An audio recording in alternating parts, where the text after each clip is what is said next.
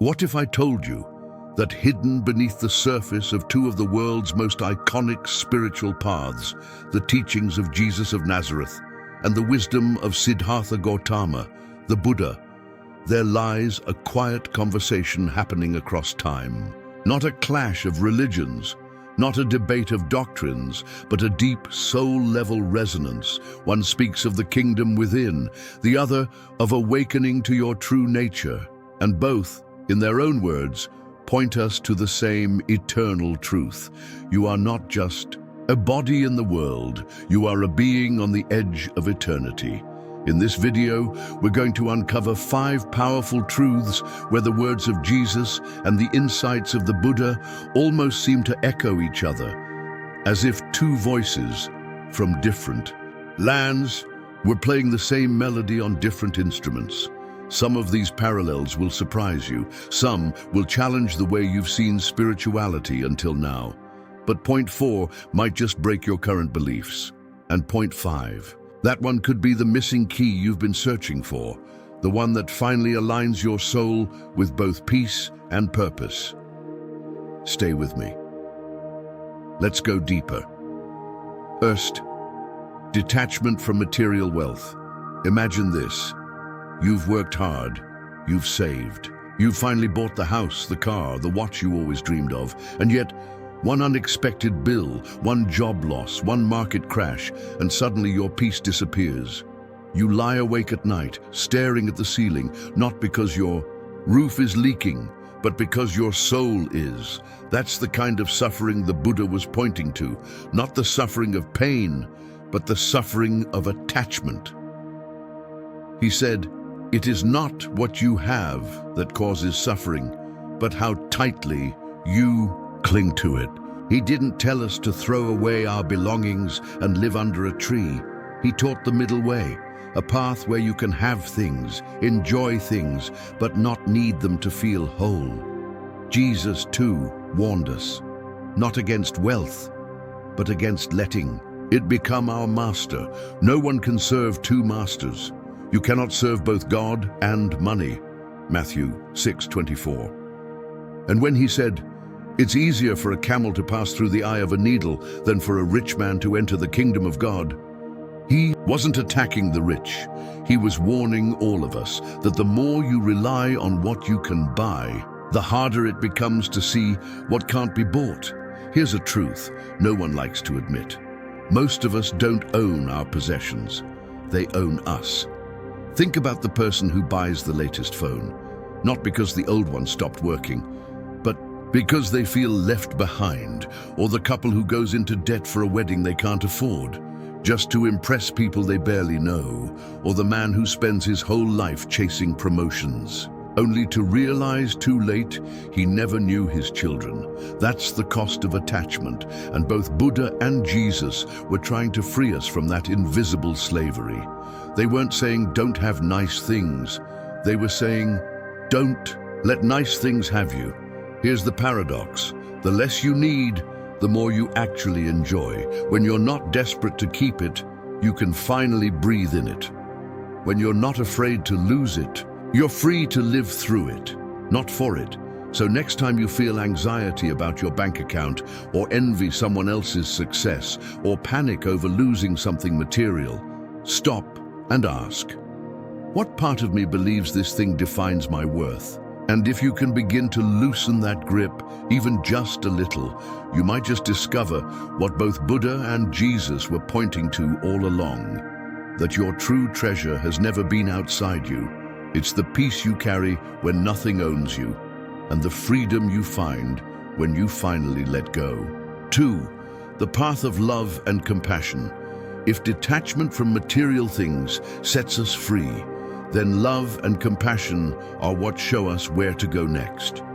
Both Jesus and the Buddha placed unconditional altruistic love at the very center of the spiritual journey, not as a soft side note, but as the core of what it means to awaken. The Buddha taught 2 essential practices: karuna, compassion for the suffering of others, and metta, loving kindness, the ability to wish well to all beings, without condition. This wasn't a theoretical ideal. It was a daily discipline. Buddhists meditate on phrases like, "May all beings be happy. May all beings be safe. May all beings live with ease." This wasn't just about friends or family. It included those who have harmed us, even our enemies. Why? Because as long as we hold hate in our hearts, we remain trapped, and no one can be truly free while holding on to chains of resentment. And Jesus, he took it even further. Love your neighbor as yourself. Matthew 22:39. Love your enemies and pray for those who persecute you. Matthew 5:44. He didn't just teach love, he embodied it. He healed the sick, forgave the adulterous, touched the lepers, and dined with outcasts. He wept with the grieving, listened to the broken, and even on the cross, he said, "Father, forgive them, for they know not what they do." Luke 23:34. This is not ordinary love. This is divine compassion. Real-life examples. Let's bring this to life. Think of the nurse working double shifts, caring for strangers with patience and gentleness, even when she's exhausted. The father who forgives the drunk driver who took his child, not because he must, but because he refuses to let hatred devour his soul. The teenager who stands up for the bullied kid at school, risking popularity to show someone they matter. Or the person who visits a relative with Alzheimer's, knowing they won't be recognized, but still showing up. Because love isn't about being remembered, it's about being present. These are not rare saints. These are people around us, often unnoticed, who are living the teachings, whether they call themselves Christians, Buddhists, or none of the above. The common message: Jesus and the Buddha both taught this profound truth. Love is not a feeling. It's a path, a choice, a daily practice. It's the way we dissolve the illusion of separateness. It's how we stop seeing others as them and begin to see us. It's how the soul remembers what the ego forgets, that we are not here to dominate each other, but to recognize each other as sacred. In the Christian tradition, God is love. In Buddhism, enlightenment is impossible without compassion. Both agree, if your path doesn't lead you to love, it's not a true path.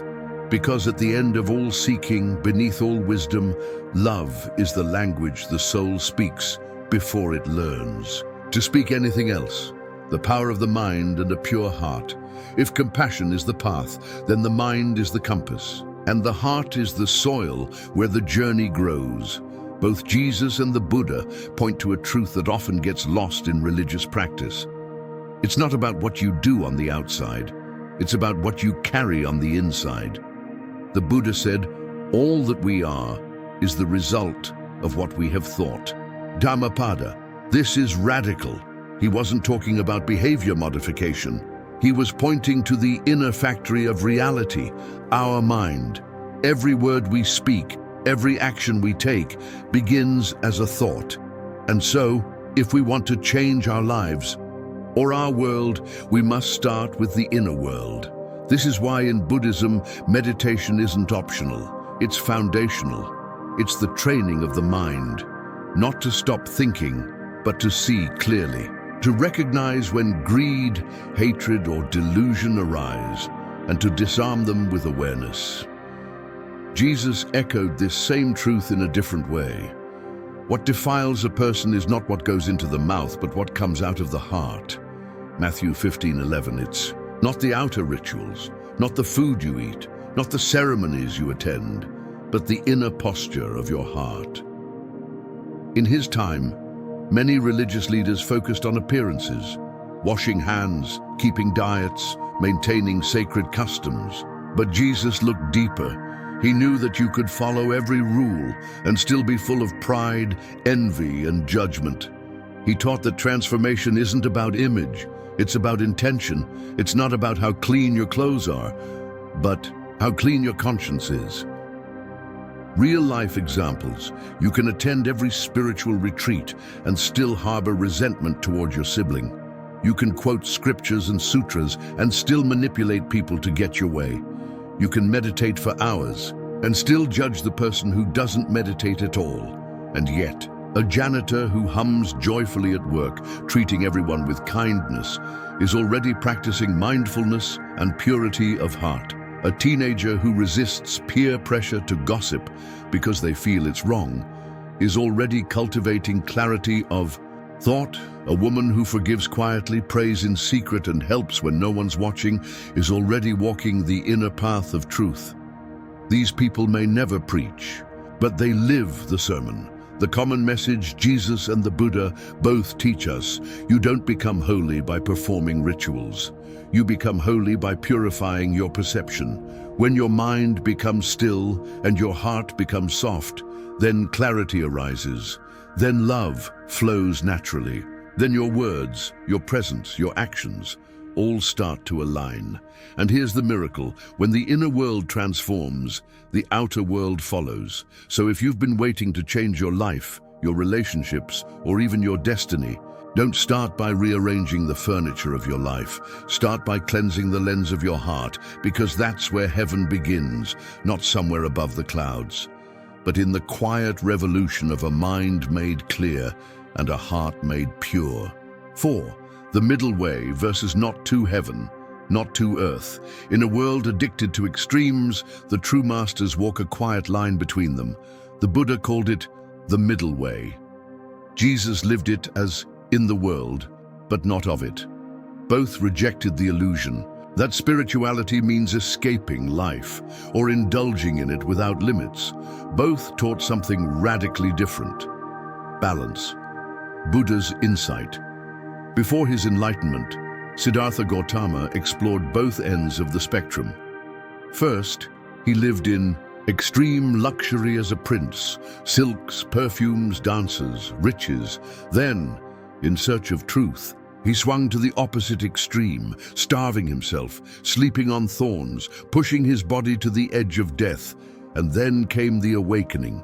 He realized that neither indulgence nor self-torture led to liberation. So he sat beneath the Bodhi tree and found the truth not in escape, but in equilibrium. There is a middle way, avoiding the extremes of indulgence and self-mortification. It wasn't comfort that blinded us. It was attachment to either pleasure or pain. The freedom comes when you stop swinging between extremes and begin to walk the quiet road in between. Jesus' way. Jesus was a spiritual revolutionary who refused to fit into either camp. He ate with tax collectors and prostitutes, showing grace to the outcasts. He drank wine at weddings and healed on the Sabbath, shocking the religious elite. But he also fasted for 40 days in the wilderness, lived simply, and taught detachment from wealth. He rebuked the Pharisees for their rigid legalism, but also warned the rich not to trust their comfort. Man shall not live by bread alone, but also the Son of Man came eating and drinking. Jesus wasn't a hermit nor a hedonist. He walked the dusty roads of life fully present, but never bound by them. He didn't float above life. He entered it with compassion, but never lost his connection to heaven. The common thread, balance. What both teachers knew is something modern life desperately needs. You don't have to choose between the spiritual and the physical. You have to learn how to carry both wisely. You can enjoy a meal without being owned by food. You can care about your work without making it your identity. You can love people deeply without clinging or controlling. Spiritual maturity is this: to live in the world with open hands, to walk through chaos with inner stillness, to have but not be had. Real-life reflections.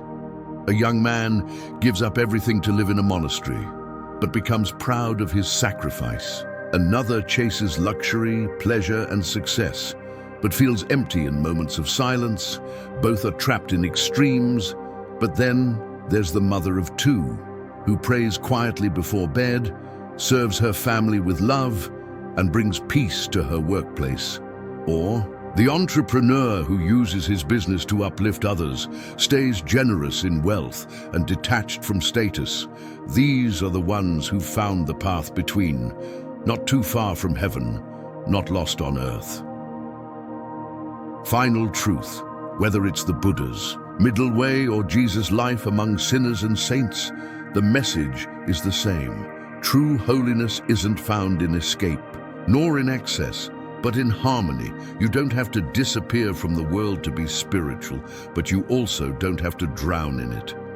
Walk the middle path, live with both feet on the ground and your heart open to the sky. Liberation. Through knowledge and faith, imagine a moment in your life when you feel trapped, not by walls or chains, but by fear, confusion, or pain you just can't explain. You seek freedom, yet the world seems to hold you captive. What if the key to that freedom wasn't outside you, but deep within? Both Buddha and Jesus spoke of a liberation that transcends circumstances, a freedom that begins with knowledge and faith. Buddha taught that enlightenment comes from self-knowledge and overcoming ignorance. Ignorance here means not just lacking facts, but a misunderstanding of who we truly are. The story of his own awakening is a perfect example. Siddhartha. Gautama sat beneath the Bodhi tree, confronting his own mind. Instead of running from pain or distractions, he looked deeply inside. Through this deep self-awareness, he saw past illusions of the ego and desire and found liberation, a peace untouched by life's ups and downs. On the other hand, Jesus said something simple and profound. You will know the truth, and the truth will set you free. John 8:32. This truth isn't just intellectual, it's a living truth that transforms the heart. Jesus' own life showed this. Even in suffering and death, he trusted in a higher reality, a divine love that frees us from sin and fear. Faith, then, becomes the bridge between knowing and experiencing this freedom. Here's the shared wisdom. True freedom from suffering, from guilt, from inner turmoil, comes when wisdom and faith meet inside us. Consider the story of Sarah, a woman who struggled with anxiety for years. She sought peace through medication, therapy, and distraction, but nothing lasted. One day, she began practicing mindfulness, a simple form of self-knowledge inspired by Buddhist teachings. Instead of running from her anxious thoughts, she observed them calmly, learning to see them as passing clouds, not truths. Alongside this, she embraced faith, a deep trust that she wasn't alone in her struggle. Over time, Sarah found a freedom that no external cure could give her. A peace rooted in knowing and trusting her inner self. Or take Michael, a man haunted by guilt from past mistakes. He found hope in Jesus' words about truth and freedom. Through faith and honest reflection, he came to understand that forgiveness begins with recognizing the truth about himself, not as a perfect being, but as someone worthy of grace. This inner wisdom and faith released him from the prison of shame, allowing him to live fully again. Both paths teach us that liberation isn't about escaping life's challenges, it's about awakening to the wisdom inside and trusting in a truth greater than ourselves. So the next time you feel bound by pain, doubt, or fear, remember, the doorway to freedom is already open within you. It's waiting for your courage to step through, guided by knowledge and faith. Both Buddha and Jesus taught us a profound truth. Spirituality is not an escape from the world, but a transformation through it. It's what the Buddha called the middle way, a path that invites us to fully participate in life, like Zorba the Greek, working, loving, and caring deeply, yet without being enslaved by worldly attachments. This path encourages us to embrace human experiences, joys and sorrows, successes and failures, while continuously seeking inner evolution, just as both Buddha and Jesus exemplified. It's a delicate balance, being in the world but not of it, growing through life's challenges without losing sight of the higher truth within us. As you walk this path, Remember that liberation through knowledge and faith is not about perfection, but about awakening to your true nature. Free, wise, and deeply alive. If this message resonates with you, please like, subscribe, and share. By doing so, you're not only supporting this journey, but also creating a community of seekers who, together, strive for greater peace and understanding. And that feels truly good. Thank you for being here.